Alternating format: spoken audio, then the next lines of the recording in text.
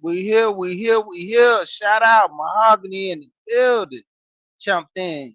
Great early start. All right. We are one. Shout out to Dr. Mark. Flawless mentality and black excellence. He posted this video. I should have actually put the video in there, but you know, you can go by the clip and I put his channel in the description where you can go check out his channel as well. Great, awesome channel. He's been killing it with the shorts lately. I actually didn't even know he had that many shorts pushing because for the likeness, I don't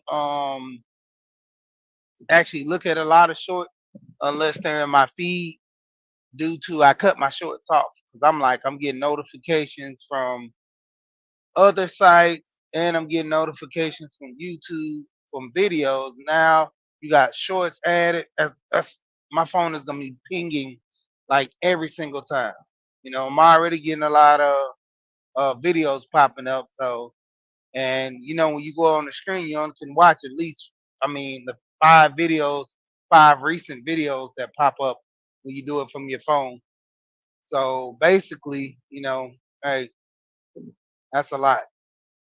But say the least, we are one. Far as I didn't do my Money Mondays. I didn't do my Wellness Wednesdays. So I'm gonna have to wrap this up into this today to be like this on Thursday. Hey, I should do the Gold Professor. I should have all my days wrapped up. Money Monday, uh, Wellness Wednesday, and be like this on Thursday. Be like this on Friday. I should, because I'm only doing 3 days a week, so be like this on Friday. That might be my new Friday. Be like this on Friday. It be like this. So going into it, Dr. Mark, great, awesome channel. Y'all go check him out. Link in the description. But going into the headlines of we are one. We are one. So we talking about money, and we are one with money. Is that a thing for just you or your family in general? We're not even talking about within the community, just actually for you and your family.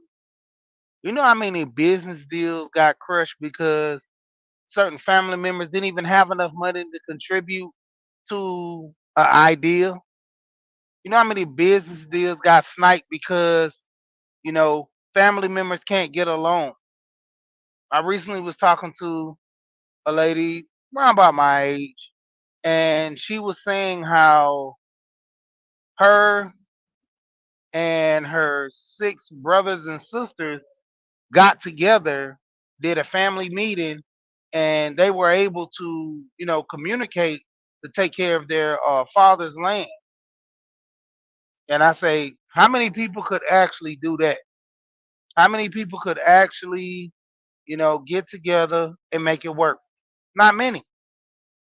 You know, it comes to a point where, you know, working together for the greater good is not being pushed as of lately.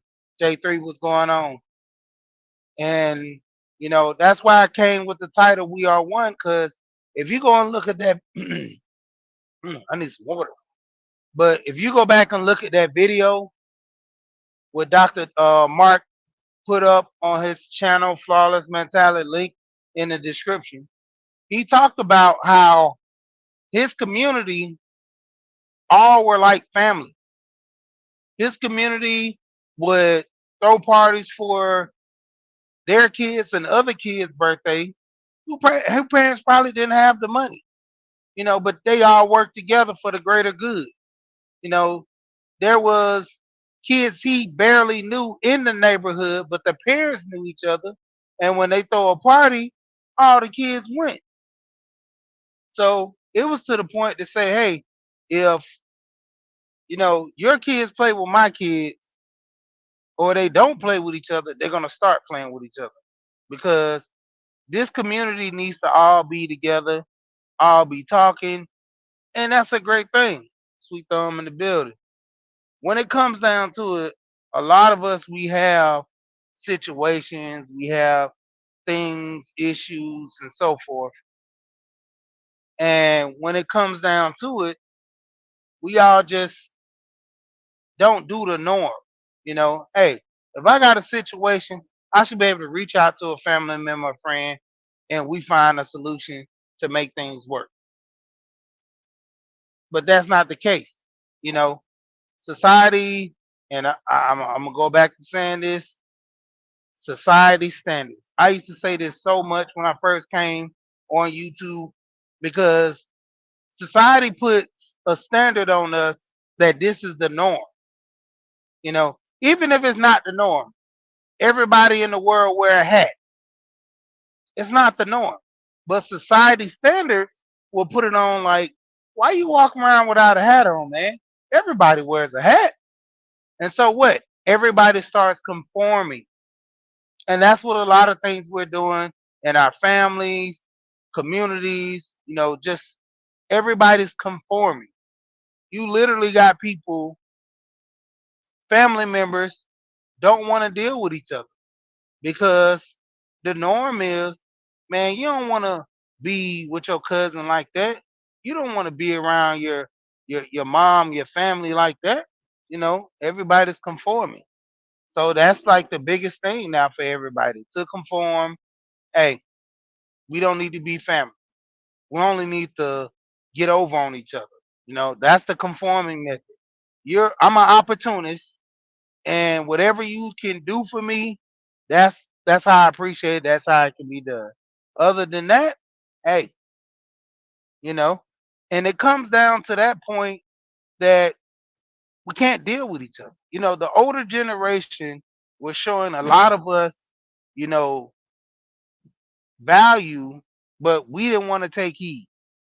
The older generation has put the blueprint out, and the newer generation is just destroyed the blueprint. They want to rewrite history. They want to rewrite, different morals and principles. So it's starting with the newer generation. You know, I still kept my legacy, which I'm gonna have to start doing more information on. To my family not coming from Africa, but being in these lands before. That's another topic another day. My family being Indian, copper colored people. I mean, Christopher Columbus said it himself. He came to the Americas. Couldn't call the people Moors because the Moors were who?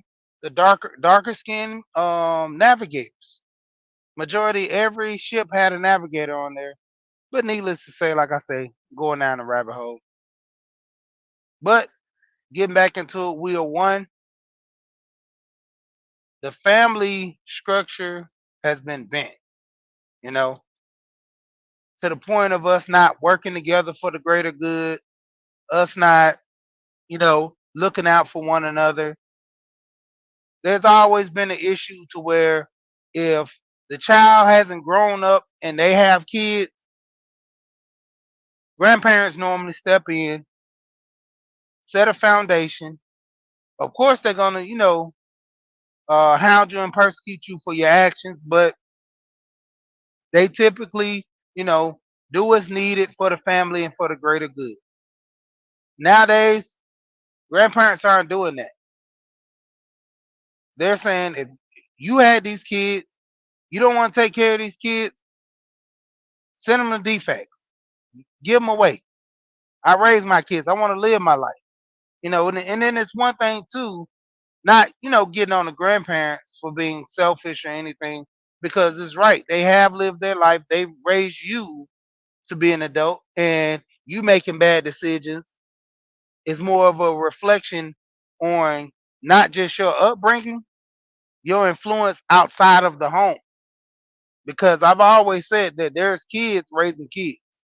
I've always talked about how when I was in school, I did what I did, but I knew better when I got home not to do it. And that's what these kids are doing now.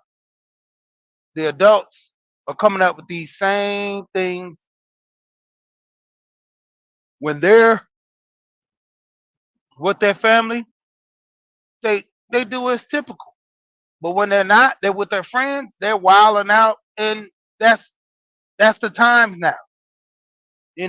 Not keeping that structure to where the same way I act when I'm around my family will be the same way I act when I'm out in public. Because that was always the thing. You represented your parents. So if you act a certain way, it's going to be a reflection on your parents. You know, Same thing with finance. And then to a degree, this is a pass more for some parents that they weren't taught this stuff. They weren't taught a lot of this money, this, and how to live like that. These were things that over time that they actually learned, and it became a habit. But other than that, coming into it, a lot of parents couldn't teach their kids about money because they didn't know about money. A lot of parents only could implement some type of morals in which they learn from their family, and even if it might have been wrong, but this is the way of the land that has always been.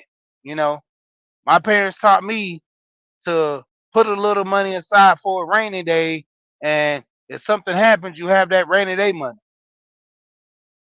Instead of having a rainy day fund, how about having an investing fund to where you can invest to where that's a bigger fund to where even if something happens, you could take that money out just like your rainy day fund. Letting your money sit and not doing anything, not moving, compared to putting your money in something that's going to move, uh, typically gain you something as people will call compounding interest. Who was it? Warren Buffett said that compound interest is the eighth wonder of the world due to, you know, if you know what you're doing, compounding interest, putting your money in something and letting it grow compared to just, putting it in a savings account and get whatever you can get. So when it comes down to it with that, man, say the least, we have a lot of issues, you know, not being able to learn these things. And it comes down to it, nobody's taking the initiative to go out here, learn it, and then bring it back to the family. There's always going to be, like they say, one bad apples to spoil a bunch. And it's always going to be either one person that finds out information and wants to gatekeep. You know, I've talked to friends and family members. We had these long discussions to where, you know, in one hand, you have a friend that wants everybody to succeed because they're succeeding. And then on the other hand, you have friends that say, well, I want to be the only one living like this. I want to be the only one. I want people to look up to me. And in most cases they call it like that what's it called? The God complex. And hey, it be like that sometimes. Lisa J, what's going on? And a lot of times, like I said, gatekeeping the knowledge. You know, these are things you should be teaching your kids. Not even just with finance, just with any given thing. I was talking to one of my coworkers the other day. He said this guy is 50, 56, and he was telling me in his younger years, grade school, high school, whatever, he always worked on the farm. Went out, helped plant the fields, help harvest. You know, they had to slaughter. Everybody in the neighborhood that wanted food, they would all get together, and his dad would do a slaughter. And I think it was up to Tamika, what's going on. I think it was like a lot of pigs and everything. Maybe probably 8 pigs, 5 pigs, 2 pigs, whatever. But the point is, everybody would come over. They would help them slaughter the pigs. They would get everything from their bacon, uh, ribs, sausage, skins, cracklings, however you want to call them. Everything from the pig that people ate, from the feet to the snout, anything. They got all the parts. Queen is in the building. They got all the parts, and then they would literally take those parts and turn around and give them, spread them out to each other. And talking with him, he expressed to me, I didn't know how to do none of this stuff. My dad did everything and just didn't show us. He said, even with the planting, I never grasped the concept on when to plant. All I knew is when my dad said get it was time to get it. When my dad said let's pull and harvest, time to pull and harvest. He said he can remember to certain months of the fall before school. He knew he was pulling this plants and stuff. But far as him growing, he don't know when to grow, how to grow from the soil, because his dad kept that knowledge. His dad didn't teach him that stuff and it's to the point like, hey, if I know something, I'm gonna teach you as much as I can to have you informed. He didn't get that, you know. 50-some-year-old guy that been passed over, but the point of reference is, hey, the guest speaker right here, Dr. Mark, just talking about your now you did this, I believe, on Monday or Tuesday. I think it was Monday, yeah. And that we are one. And talked about your community and everything, and and I'm just doing the spinoff of this, but shout out to you, you know. But that was the thing, like his family had so much far as with gardening and you know livestock, dealing with the pigs, the cows. He never took the approach to go and ask his dad to learn this information. And even within my family, I had a cousin. He was telling me how his dad had so many houses during the 90s and 80s. He got a contract in Atlanta to house a lot of people with AIDS when the epidemic first came out real heavy in the 80s, going into the 90s. He ended up getting a contract with the city to house a lot of those people, because it was a big thing, and nobody wouldn't deal with people that had it because it was a new thing. They people were scared, and he literally got a contract to house a lot of people with AIDS, and he was a pastor himself. And the crazy part is, when it came down to it, he was like, man, and I think this was in his later years, in his 30s, he was telling me, like, yeah, man, my dad, he had all this knowledge. He was this, he was that. I don't even know how to buy a house. He's like, my dad never taught me this. I didn't learn about finance, and I'm still learning about finance. I said, well, God told me one time, once you turn 18, you're pretty much responsible. So you can't blame or put anything on family members. If you're 18, you got to be responsible for yourself. You got to go out there and seek the knowledge. That's what being grown is, one way or another. But also going into that, I basically told him, I said, well, how do you know that your dad didn't think you was ready because you never asked? You know, most of the majority of the time, my sons be like, I want money. That's when I would get into finance to talk to them. Like, hey, this is what you should be doing. This is what you should be learning. One of my sons play video games. I told him, make a Twitch account, make a YouTube, uh, start a StreamYard. I set up a StreamYard for him, everything. If he don't record or stream, then that's on him. But the point of it is, I'm showing him ways. I'm teaching him the ways, the things that I know. If I don't know it, my go-to always is look it up. If you can go on Google and search, you know, videos about Dragon Ball Z and who's the first Dragon Ball Z person or something like that, then you can look up videos on how to make money off of gaming. You know, I've always told my kids that you use Google for entertainment and fun and clothes why not use it to get knowledge? Why not use your Google to make money as well? You know how many people, prime example, I told people when I was doing the big app gig work, there's an app Shift. I think it's called Shift Smart, and Shift Smart is new. But there was another app prior to that one. Um, thinking, trying to find a name. It was something that's similar to Shift Smart, but it was called Shift something. But the needless to say, you can go on this app, pull up jobs in the area that need hands in the kitchen from, let's say, a Wendy's or a restaurant. You can go in there, work for that restaurant for about 10 days. You can work for that restaurant for 2 days. You can even work that restaurant just for one shift. And then you're done. You don't have to commit to a job working 20-year retirement.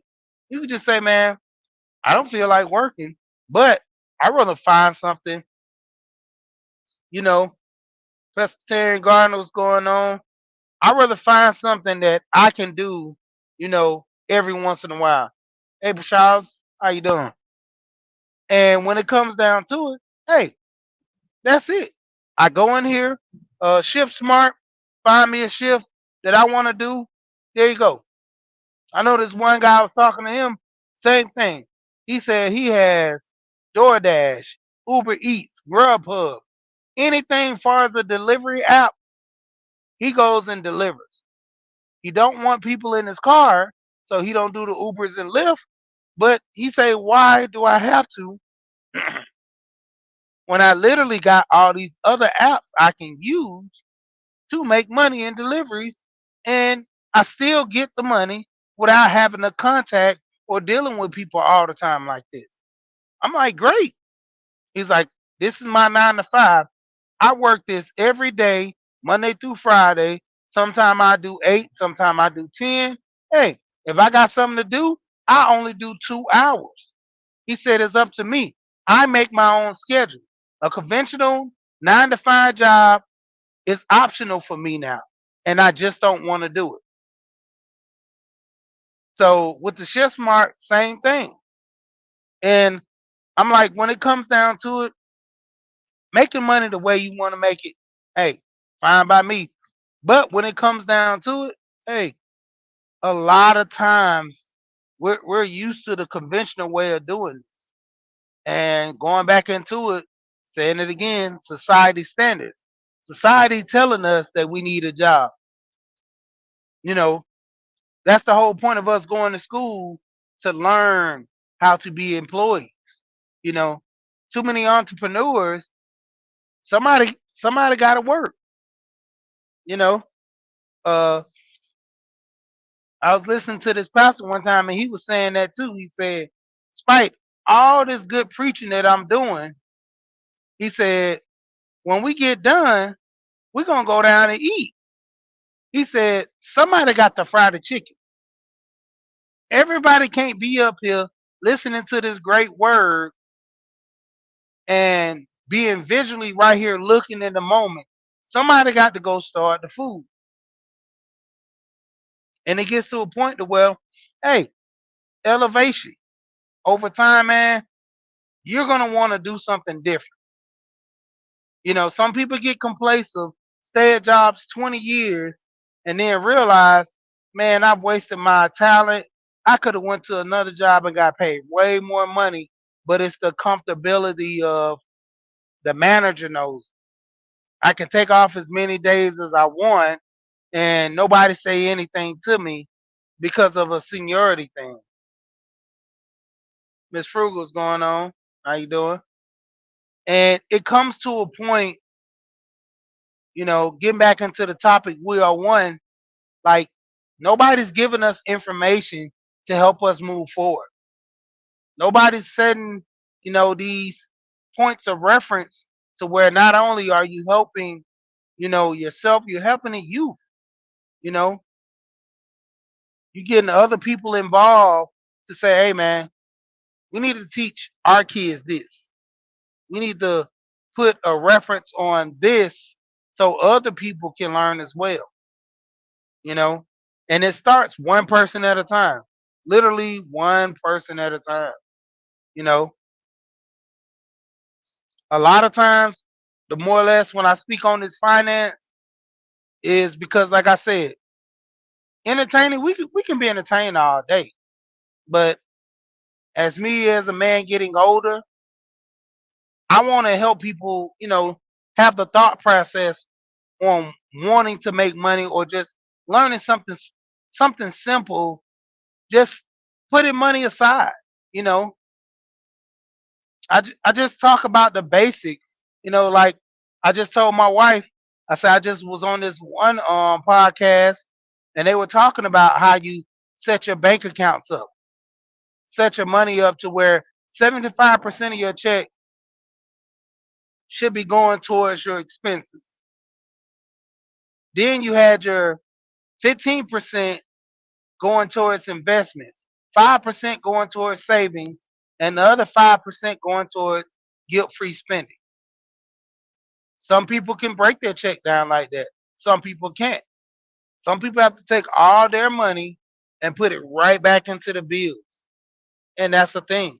Like you literally have to get to the point of making more money. Like I tell my wife, I tell my coworkers, we all talk. They always say, Rashid, man, you do so much work, man, you always moving around, you're busy. I'm like, I'm to the point where I'm young. I should be doing everything I can to make money and more money at that. To the point when I get older, I want to retire early and enjoy the fruits of my labor. I want to sit here and, you know, 50, 55, 50, I say between 50 and 55. I want to just enjoy life. I want to do what I want to travel. I don't want to be tied down to a job. So if I want that later, I got to start now making that work. You know, start investing more in stocks. Learning about stocks. Lisa J Stocks. Go over there, watch her channel. Prayers Invest. Watch his channel. You know, looking up crypto. A multitude of channels. Be inspired. A multitude of channels. Um, a guy Ramith I watch. I will teach you to be rich. His channel, I'm always putting in my community. I will teach you to be rich. And focusing on, you know, he always talk about living your rich life. Not saying that you have to quit your job. Not saying just living off what you have or enjoying things to the point where if I put the minimum on this, I'll get the maximum on this. You know, there are some people that like spending all their money on clothes, cars, those materialistic things. Then you have some people that just get a basic car and live. Shout out to Miss T yesterday, and we were having a conversation about it went left from being dating over 40 to actually being in relationships and having situations and stuff like that work. You know, to the point of broke farmer. Broke it down real good when he was saying how you know literally back in the day you could have had one person take care of all the bills due to the fact because you only had one car. You didn't have all these Netflix subscriptions.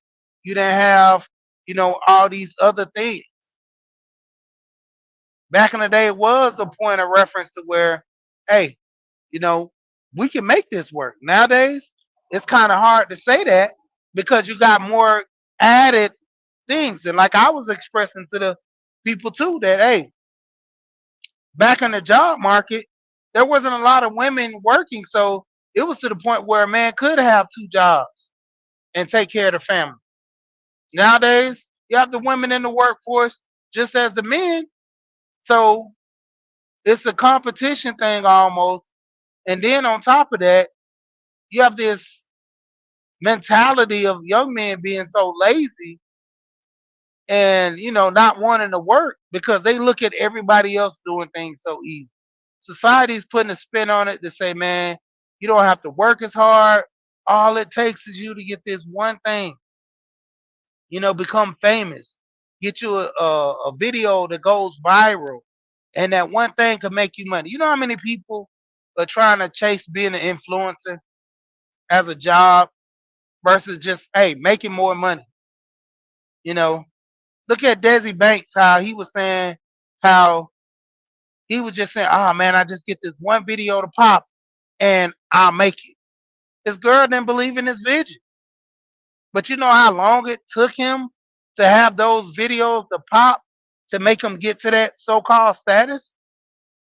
It wasn't just an overnight sensation or a celebrity. No, it took time. He had one video that was good. The other videos didn't do so well.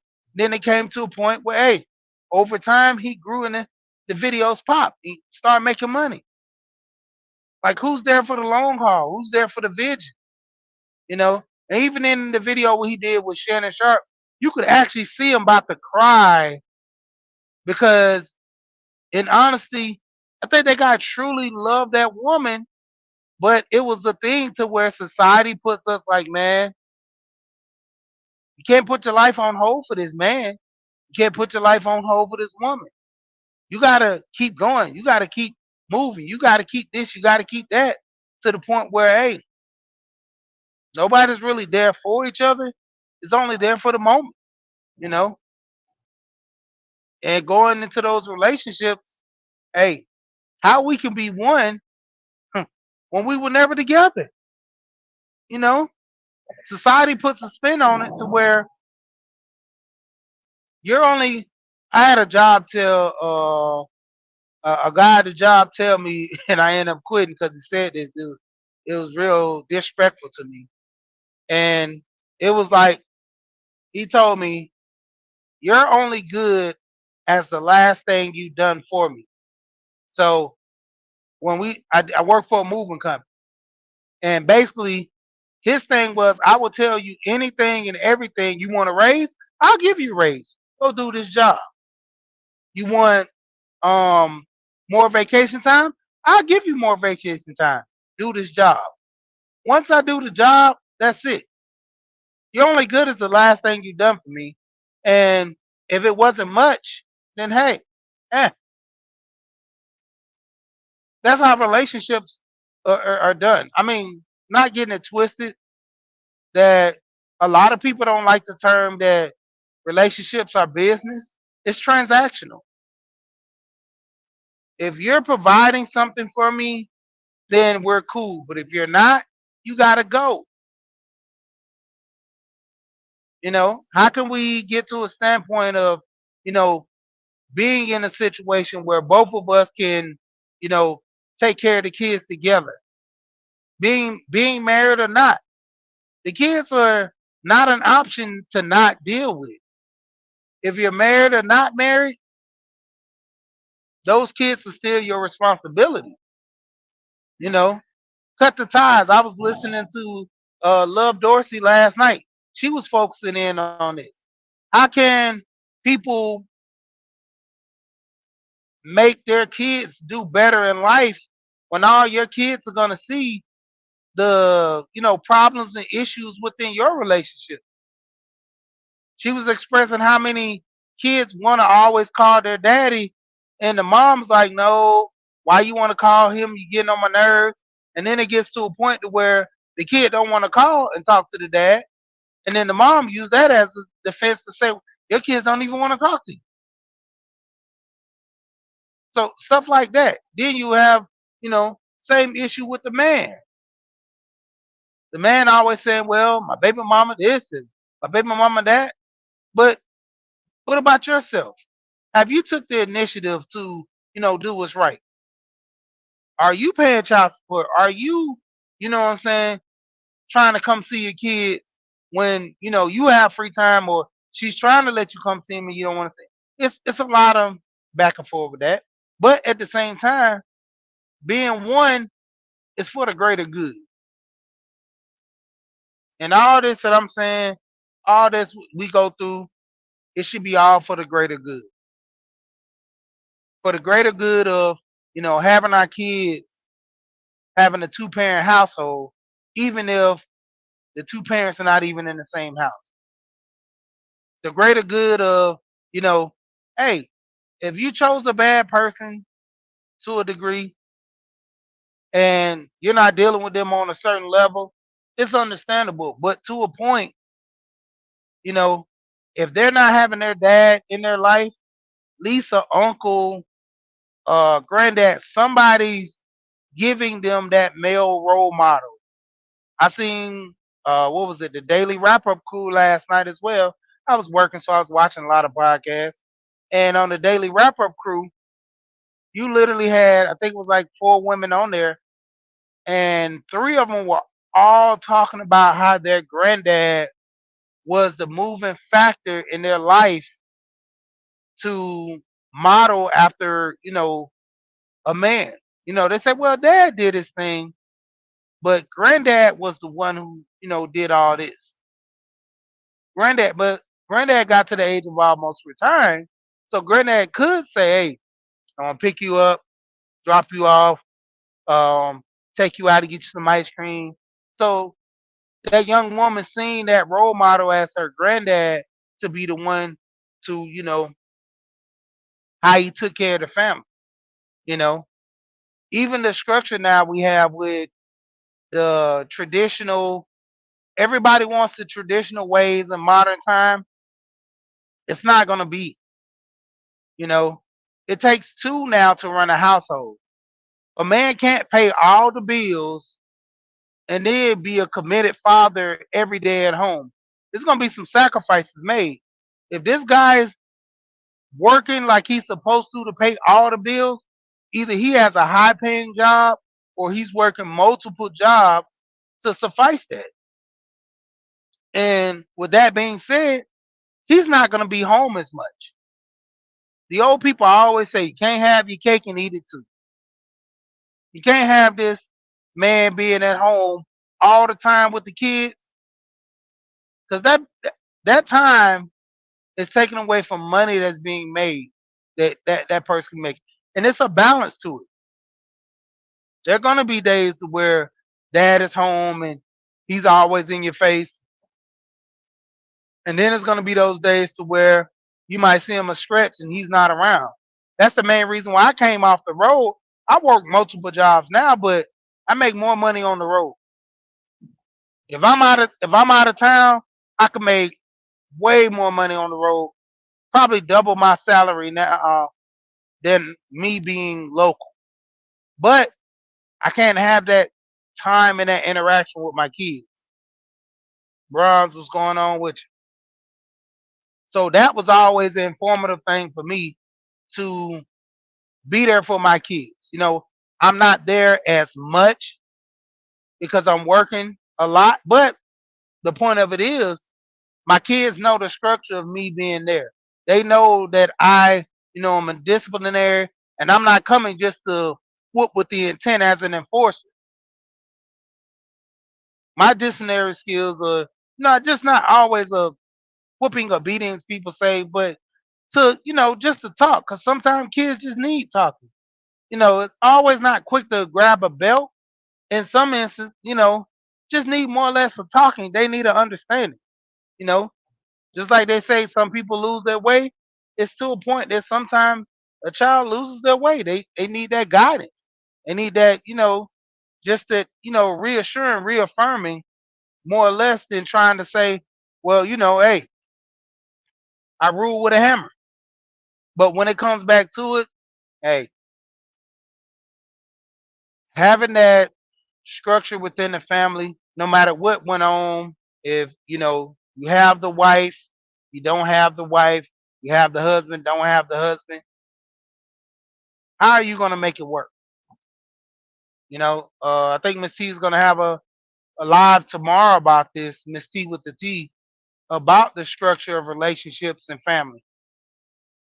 I mean, say the least, it's all referencing from you. You got to be the one to have a standard and make sure that standard is realistic, you know? certain people. I've talked about one of my friends. He getting older, and he understands that. Hey, me getting older and trying to find a woman over 50 without kids, it's kind of slim. And the ones that over 50 without kids and never been married might be a red flag. Most people say, hey, it's not. It depends on the person. It depends on the people.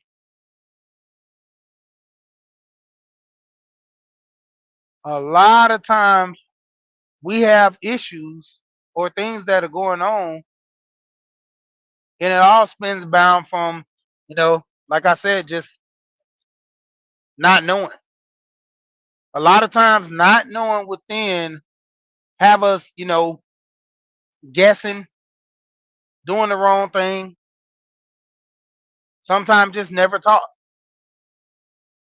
Getting to a point of understanding the things I'm going through, I can avoid them easily by just a quick research, uh, quick understanding, listening to my parents. You know, hey, it helps.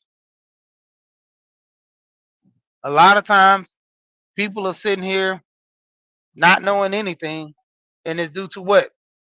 Lack of knowledge. Not knowing. Nobody took the initiative, and nobody really took the time into actually teaching this stuff. So, hey, I'm just out here. But I'm about to get ready to get off of here. And what's going on, Dr. Dunbar in the building? I'm about to get ready to jump off of here, and I'm gonna wrap this up. But needless to say, like I said, we are one when it comes down to it. A lot of us, getting together for the greater good. A lot of us seeking knowledge to not only help ourselves, help the community, help our kids, help our friends, you know, family members. I try to talk to a lot of my younger cousins all the time, give them some type of insight, you know, because a lot of them are lost right now. A lot of them are lost. A lot of these, you know, I guess alphas, even with my boys are still trying to figure out. And the crazy part is they have their father in their life. They still trying to figure out things because you got to understand. And I get this. I see this. That's why I'm always so hard on my boys. You got the standard of everything around you trying to push you in a different direction. Everything around is pushing you in a different direction. You literally have, you know, society telling you, man, don't listen to your parents. They old. They don't know nothing. YOLO. Spend all your money. Ball out. Do this and do that. Then you have the others saying, hey, man, you could do this, but what if this happens? You could do this. But then you have the people that actually know the knowledge and say, look, this is structure. Believe in yourself, understand, get knowledge, and be disciplined. You know, shout out to I'm sorry. Shout out to Gold Professor, the 9 laws of self-government. Law number one, discipline. And like I always tell him about that, I say the crazy thing is this: without that structure of discipline, that's how a lot of people are failing in life. The structure of discipline, boss lady in the building. The structure of discipline, retaining and getting the knowledge. You know, I talked about it earlier about getting checking accounts, and separating your money. 75% of the bulk of your money that you use for bills and everything should be going into that account. You know, 15% you should be taking and trying to invest, 5% into your savings, little money set aside.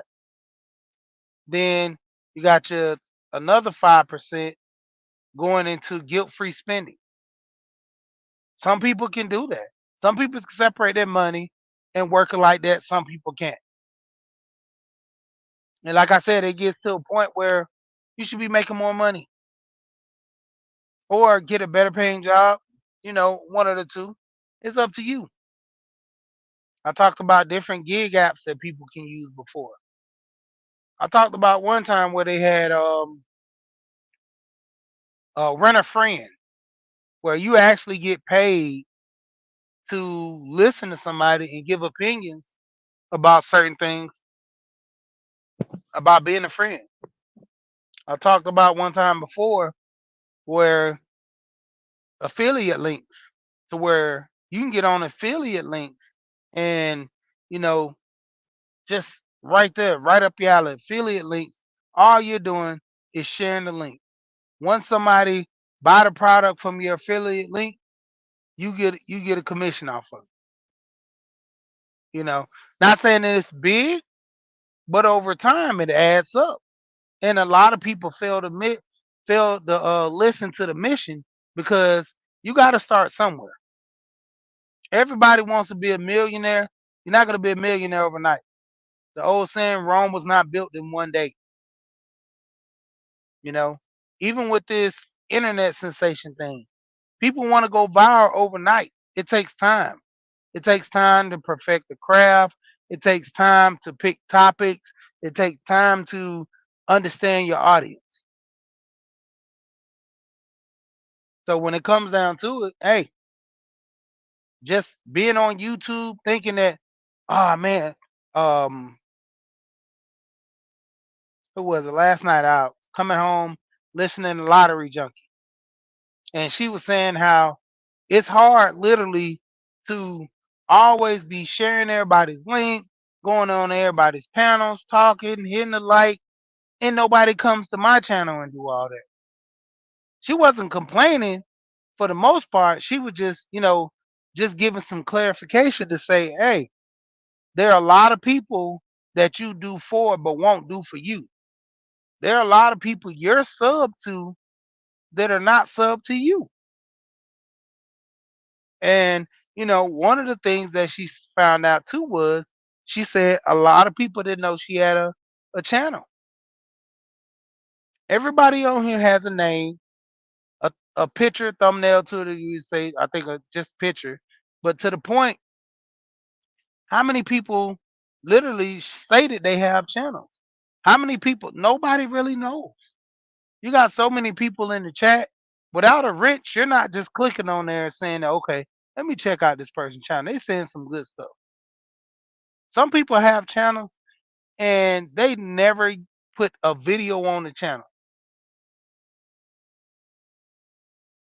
They just put music on there. There's some people that just do nothing but share um, just small information, and that's it. They get off. Might do a minute video, get off. There are some people that probably did videos 10 years ago and never touched that YouTube again. So when it comes down to it, how many people really know the people that actually have channels and actually have videos out to where they're being entertained and where people can watch it? So she was right about that. She said one person told her they never really knew that she had a channel. So it was to the point of them not knowing. How could they come to your channel? They don't know you have a channel.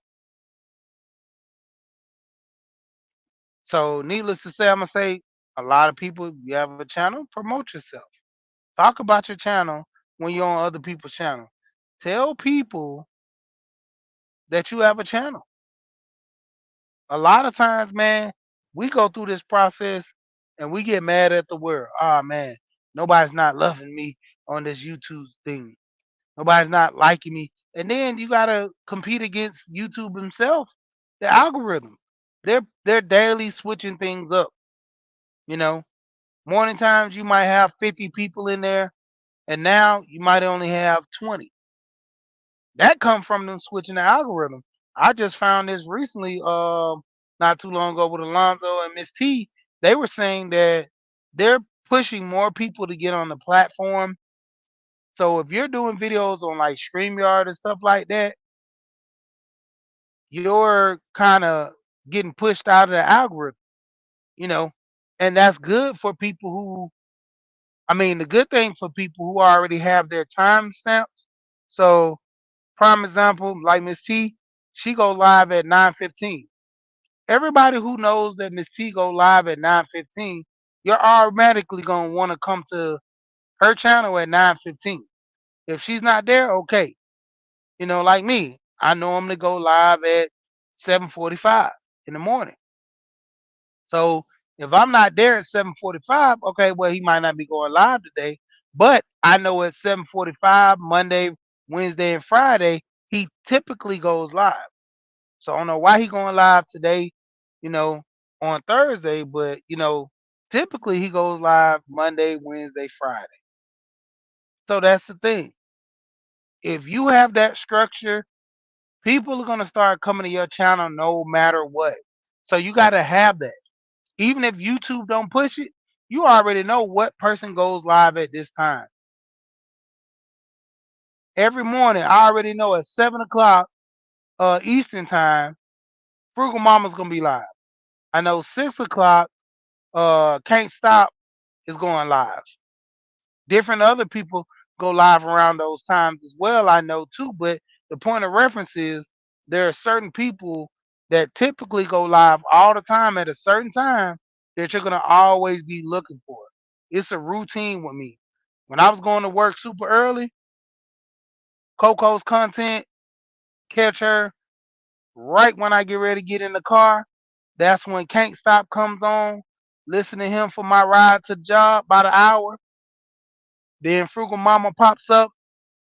And I said, well, all these other people popping up around this time, I guess I'm gonna pop up around, 7:45.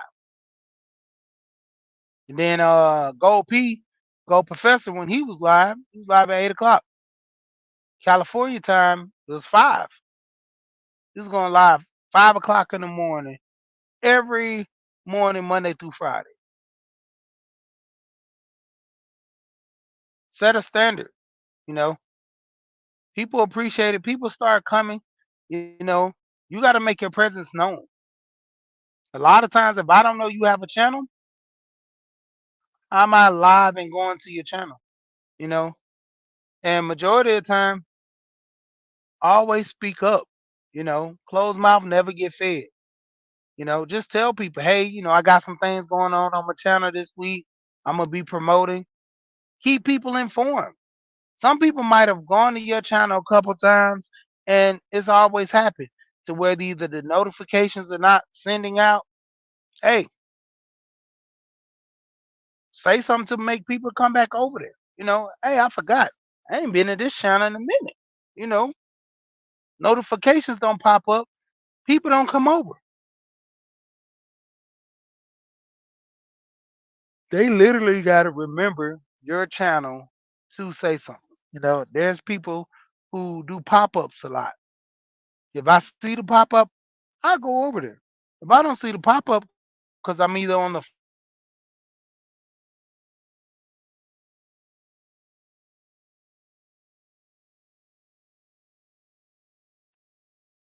and it's just not being rude or not dealing with you. If I don't know, I just don't know. So, like I said, you know, kind of start promoting your channel, letting people know, you know, safe thing. There's certain people, you can go to their channel, tell them about what you're doing. There's certain people channel you can go to, you can tell them, express on their channel that you're going to be doing this, and it's shared. It's like most people are, hey, oh, you're doing something on your channel? All right, I'll be over there. Oh, this and this is happening? All right, cool. I'll be doing that. Ray, what's going on with you, man? But, like I said, a lot of people, if they don't know you got a channel or they haven't been to your channel in a minute, start promoting your channel on other people's channel. Tell people how, hey, I am doing things on my channel as well. Shout out. I do it sometimes, but majority of the times I look at it as, my content isn't for everybody because when it comes down to it, there are a lot of people that really just truly just want to be entertained on here. So for the likeness, hey, they stay on the other side. I don't have a problem with it. Like I said, if I have 10 people over here, cool. If I don't, still cool. I'm doing this information so I can have something to pass down to my kids, grandkids, where they can come back and look at this. Sometimes I get a little funny and be entertaining, but majority of the time I like to give a little information. It might be a time when I get older that I'm not gonna remember some of this stuff. I can go back and look at the videos and refer to myself like, man, I was pretty witty. I was pretty smart. But needless to say, shout out to everybody in the building. You know, we are one. Get things together. Uh, support people. Support yourself. Support family. You know, have an understanding of who you are. Knowledge yourself. I believe I was about 22 or 21 when I actually ran into this Muslim guy, and he was like, "Your name's Rashid." I said, "Do you know your name means righteous man?" He said, "You got to live up to that standard. Now you know." And that was something that carries with me a lot. So try to live on purpose. With that being said, shout out to everybody. You know what I say when I always get off the hill? We here and we gone. Peace.